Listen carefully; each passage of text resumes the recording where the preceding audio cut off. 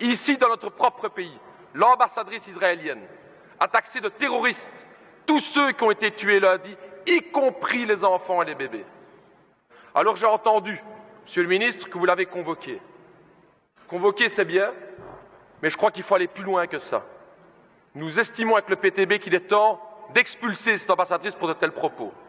Chers collègues, permettez-moi d'abord d'exprimer toute ma solidarité avec le peuple palestinien qui souffre beaucoup aujourd'hui. Et, Monsieur le ministre, j'aurais voulu vous interpeller sur cette situation intenable.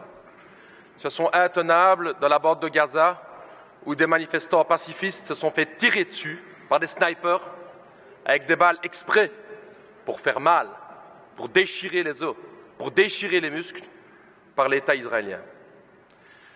Et chers collègues, une fois de plus, nous ne pouvons que dénoncer l'hypocrisie de la communauté internationale et plus particulièrement de l'Europe et de la Belgique. N'importe quel autre pays au monde aurait fait le quart de la moitié de ce que fait Israël, on aurait déjà appliqué un embargo. N'importe quel autre pays du monde aurait été chercher une telle répression, appliquer une telle répression, qui aurait déjà eu des motions et des sanctions. Mais non, quand il s'agit d'Israël, on se tait.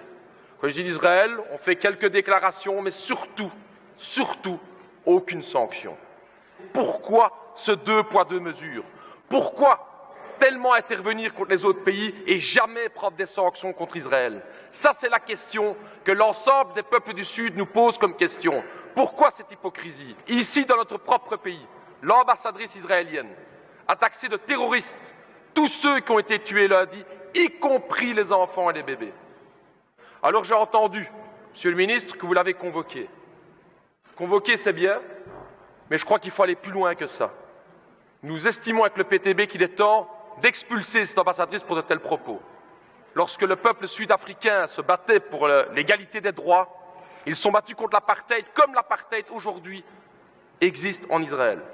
Seules des sanctions internationales et la lutte du peuple sud-africain ont permis de lever l'apartheid dans ce pays. Il n'y a pas d'égalité entre le colonisé et le colonisateur, comme il n'y avait pas d'égalité entre le peuple noir en Afrique du Sud et l'État sud-africain. C'est ça la question, c'est ça l'hypocrisie dans laquelle on est. Il n'y a pas deux côtés à voir. Il est temps de prendre parti. Et prendre parti, vous le savez tous ici, et c'est ça l'hypocrisie. Du côté des partis de droite, c'est que Israël n'entendra aucun autre message que la pression économique ou la pression militaire. Mais vous le savez très bien, maintenant qu'ils ont l'appui des États-Unis, ils s'en foutent complètement des petites déclarations. Vous le savez. Et c'est ça qui est hypocrite. Un petit fax qu'on envoie, une petite convocation. Il est temps de prendre des mesures aujourd'hui parce qu'il y a un peuple palestinien dans la bande de Gaza. 95% de l'eau n'est pas potable. Que ferions-nous? Que ferions-nous si nous étions là?